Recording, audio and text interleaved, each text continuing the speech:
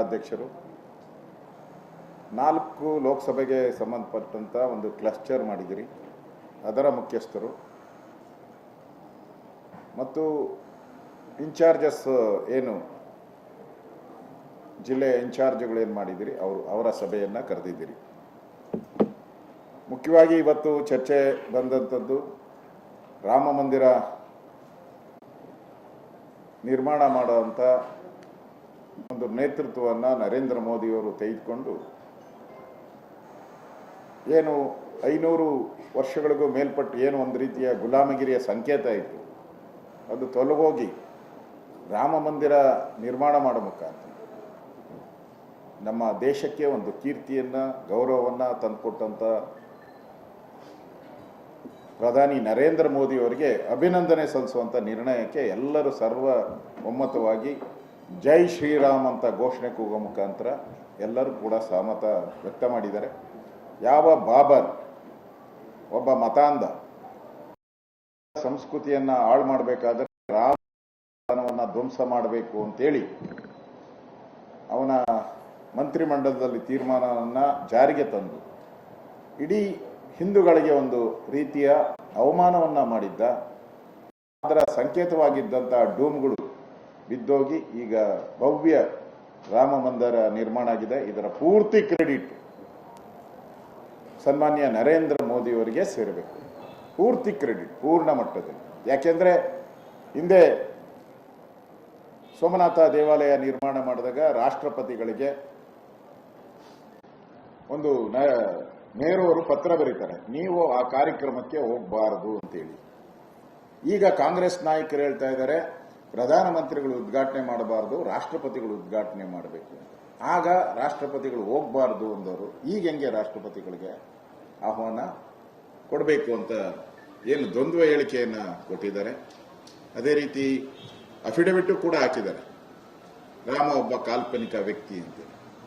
ಇದೇ ಸಿದ್ದರಾಮಯ್ಯನವರು ಹಿಂದೆ ವಿರೋಧ ಪಕ್ಷದ ನಾಯಕರಾಗಿದ್ದಾಗ ಇದು ಡಿಸ್ಪ್ಯೂಟೆಡ್ ಲ್ಯಾಂಡ್, ಇಲ್ಲಿ ರಾಮ ಮಂದಿರಕ್ಕೆ ನನ್ನ ಒಪ್ಪಿಗೆ ಇಲ್ಲ, ಆದರೆ ಸುಪ್ರೀಂ ಕೋರ್ಟಿನ ಪಂಚಪೀಠ ಇದು ರಾಮ ಮಂದಿರ ಅಂತ ಡಿಕ್ಲೇರ್ ಮಾಡಿದೆ, ಆದರೂ ಕೂಡ ನನ್ನ ಲೆಕ್ಕದಲ್ಲಿ ಇದು ಡಿಸ್ಪ್ಯೂಟೆಡ್ ಲ್ಯಾಂಡ್ ಅಂತ ಹೇಳಿದ್ದಾರೆ. ಈಗ ನೋಡಿದ್ರೆ ಜೈ ಶ್ರೀರಾಮ್ ಅಂತಾರೆ, ನಮ್ಗಿಂತ ಜೋರಾಗಿ ಜೈ ಶ್ರೀರಾಮ್ ಅಂತ ಕೂಗ್ತಾರೆ. ಮತ್ತೆ ನನ್ನ ಹೆಸರಲ್ಲೇ ರಾಮ ಇದ್ದಾರೆ ಅಂತಾರೆ.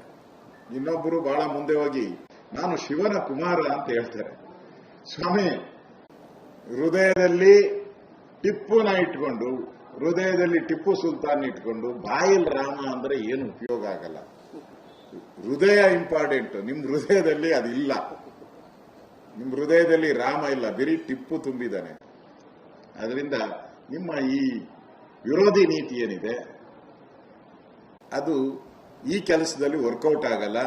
ಈ ಒಂದು ರಾಮ ಮಂದಿರ ನಿರ್ಮಾಣ ಮಾಡಿದ್ದ ಪೂರ್ತಿ ಕ್ರೆಡಿಟ್ ಈ ದೇಶದಲ್ಲಿ ಯಾರಿಗೂ ಸಲ್ಲಬೇಕು ಅಂದ್ರೆ ಅದು ಮೊದಲನೇದಾಗಿ ನರೇಂದ್ರ ಮೋದಿಯವರಿಗೆ ಮತ್ತು ಎಲ್ಲ ನಮ್ಮ ಕರಸೇವಕರು, ಯಾರ್ಯಾರು ಕರಸೇವಕರು ಹೋಗಿದ್ರು, ಸುಮಾರು 7 ಲಕ್ಷ ಜನ ಕರಸೇವಕರು ಹೋಗಿದ್ರು, ಅವರಿಗೆ ಸಲ್ಲಿಸಬೇಕು. ಮತ್ತು ಕೋರ್ಟಲ್ಲಿ ನಮ್ಮ ಪರವಾಗಿ ಚಪ್ಪಲಿ ಧರಿಸದೆ ವಾದ ಮಾಡಿದ್ರಲ್ಲ ನಮ್ಮ ಪರಶರಣ್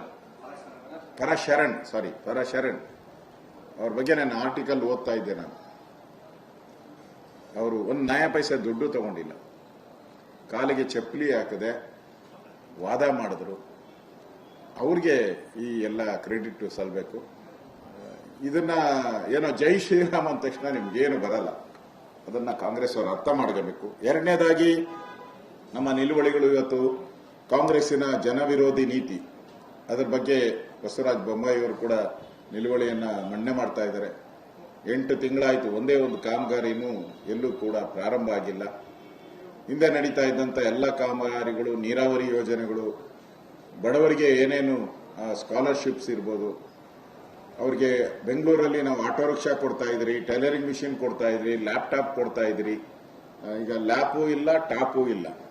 ಬರೀ ಕಾಂಗ್ರೆಸ್ ಅವ್ರಿಗೆ ಟಾಪ್ಗೆ ಮನಿ ಸರ್ಕ್ಯುಲೇಟ್ ಮಾಡ್ಕೊಳಕ್ಕೆ ಉಪಯೋಗವನ್ನ ಬೆಂಗಳೂರಲ್ಲಿ ಮಾಡ್ಕೊಂತ ಇದ್ದಾರೆ ಅಷ್ಟೇ. ಅದರಿಂದ ಇದರ ವಿರುದ್ಧವಾದಂತ ಒಂದು ನಿಲುವಳಿಯನ್ನ ಮಂಡನೆ ಮಾಡ್ತೀರಿ. ಅದೇ ರೀತಿ ನಮ್ಮ ಪ್ರಹ್ಲಾದ್ ಜೋಶಿ ಅವರು ಕೇಂದ್ರ ಸರ್ಕಾರ ಏನು ಬಾಯ್ ಬಡ್ಕಂತಾರೆ, ಇವರು ಕಾಂಗ್ರೆಸ್ ಅವರು ಕೇಂದ್ರ ಸರ್ಕಾರದ ಅನ್ಯಾಯ ಅಂತೇಳಿ ಅದರ ಬಗ್ಗೆ ನಿಲುವಳಿಯನ್ನ ಮಂಡನೆ ಮಾಡಿದ್ದಾರೆ.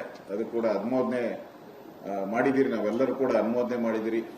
ಕಳೆದ 50 ವರ್ಷದಲ್ಲಿ ಕಾಂಗ್ರೆಸ್ ಅವರು ಇಡೀ ದೇಶದಲ್ಲಿ ರೈಲ್ವೆ ಲೈನ್ ಎಷ್ಟು ಹಾಕಿದ್ರು, ಎಷ್ಟು ಕಿಲೋಮೀಟರ್ ಹಾಕಿದ್ರು?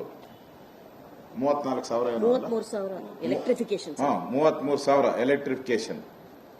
10 ವರ್ಷದಲ್ಲಿ 34,000 ಎಲೆಕ್ಟ್ರಿಫಿಕೇಶನ್ ಮಾಡಿದ್ದಾರೆ ನರೇಂದ್ರ ಮೋದಿ ಅವರು.